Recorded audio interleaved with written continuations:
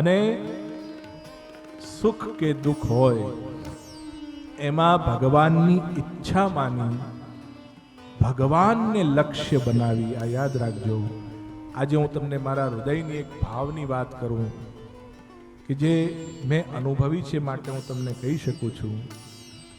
તમે ગમે તેવા ફાલતુ પણ કેમ ન હો, પણ એક વાત યાદ રાખજો, લૌકિકમાં તમારી વેલ્યુ હોય કે ન હોય, લૌકિકની બહુ વેલ્યુનો વિચાર કરશો નહીં.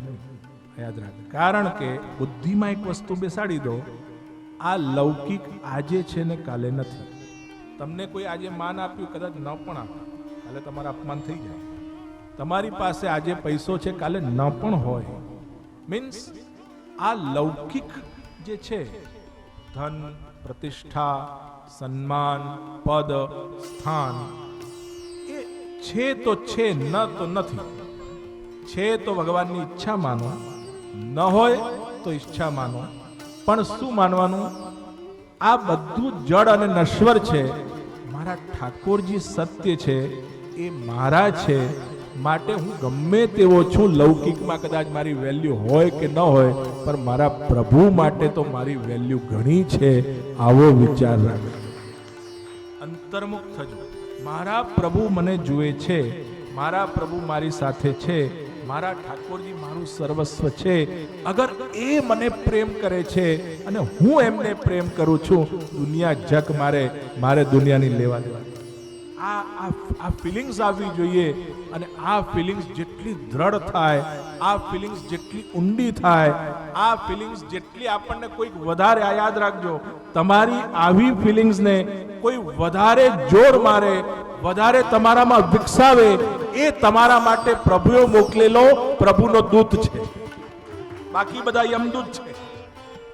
બાકી બધા યમદૂત છે. કારણ કે એ બધાનો અંત નરક છે.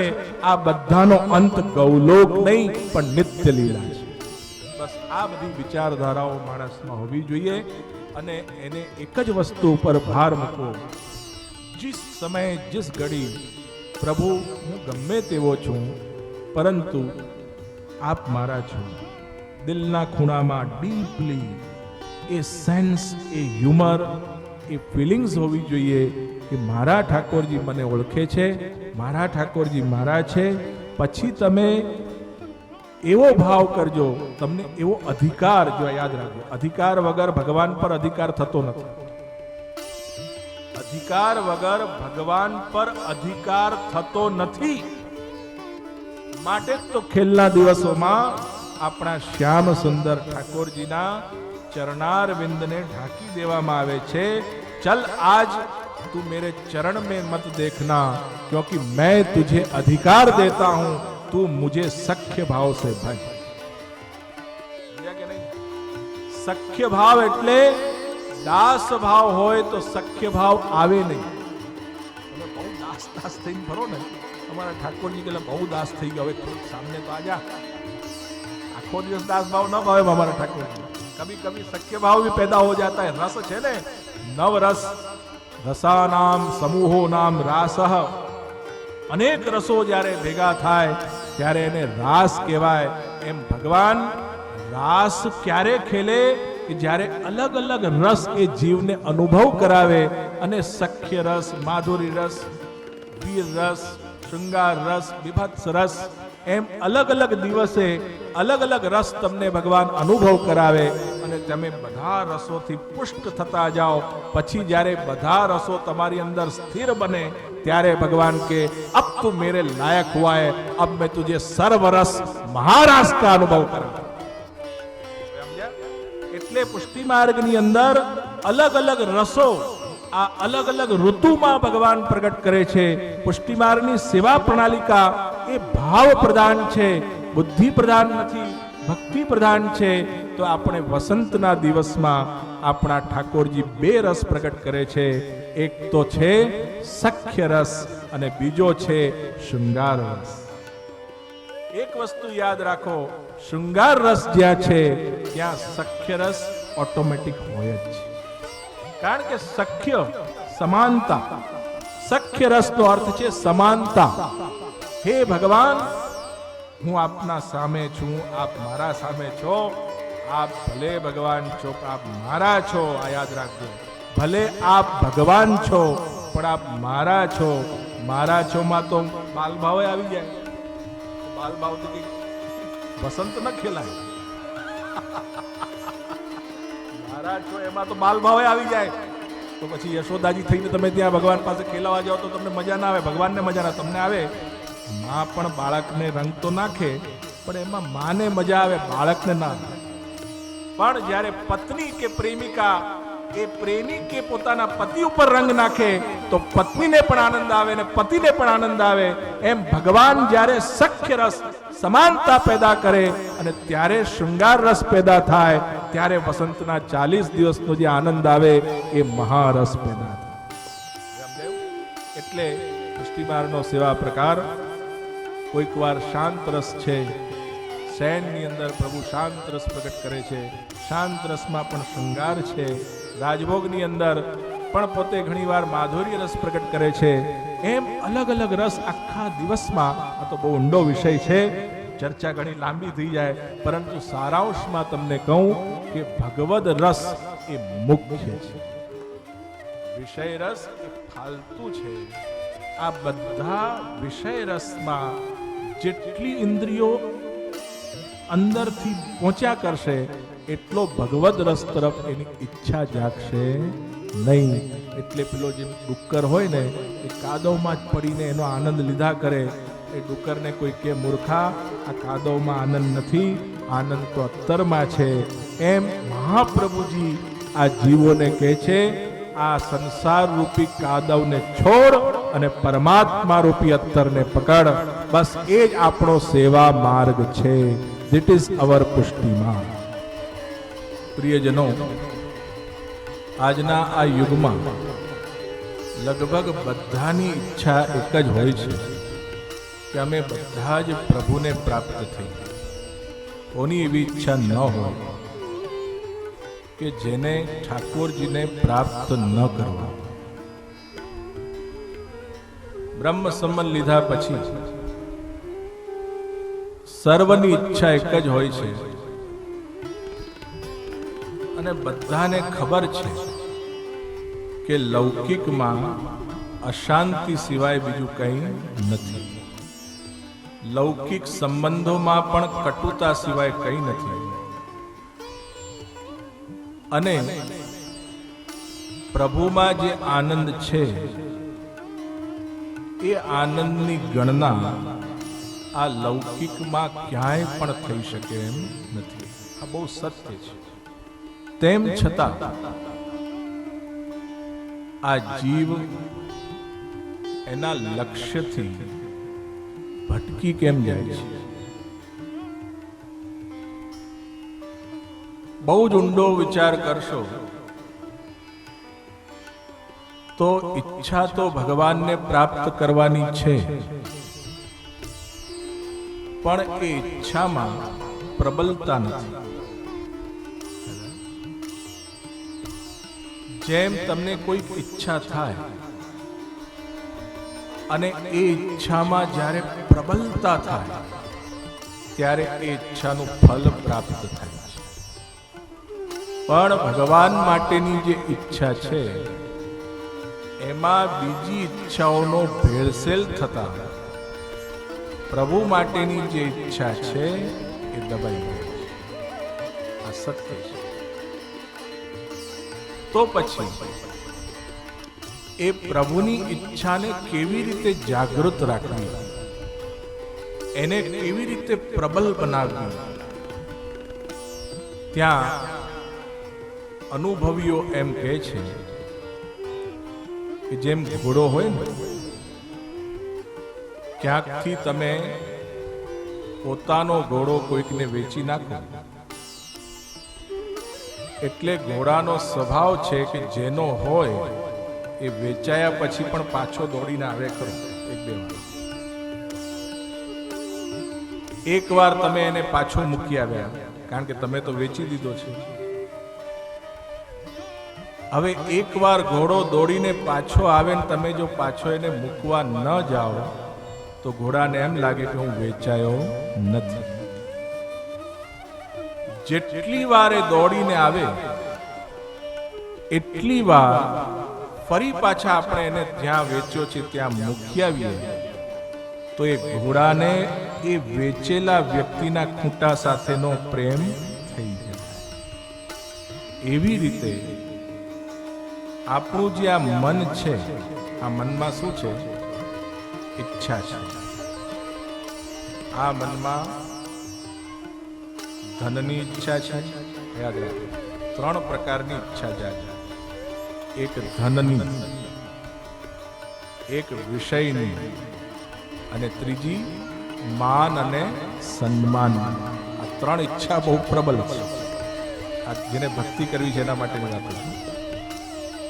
3 ઈચ્છા છે: ધનની ઈચ્છા, માન સન્માનની ઈચ્છા અને વિષય એટલે ભોગની ઈચ્છા. આપણે આ 3 ઈચ્છામાં જેટલી પ્રબળતા હશે એટલી પેલી પ્રભુની ઈચ્છા દબાઈ જશે. એટલે આપણે ઘણી વાર પ્રભુને મન આપી દઈએ છીએ. જેમ ઘોડો આપણે વેચ્યો,